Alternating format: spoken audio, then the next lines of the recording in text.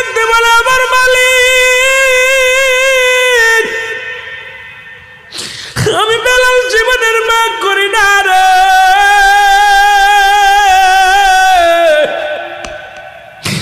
আমি দুনিয়ার মধ্যে আশেপাশে জীবন দিতে পারি আমার প্রভু, আমার খোদা, আমার আল্লাহ, তবু আমার জবান থেকে যেন একটা সেকেন্ডের জন্য কালেমা বন্ধ না হয়। বেলালকে মারতে মারতে হাত ব্যথা হয়ে গেল। বেলালের চাবুক চালাইতে চালাইতে বেলালকে কি করলেন? ও মুসলমান শুনে না, বেলাল জমিনের মধ্যে লুটায় পড়লেন। বেলালকে উমায় বলে, যাও কে আমার সামনে থেকে নিয়ে যাও।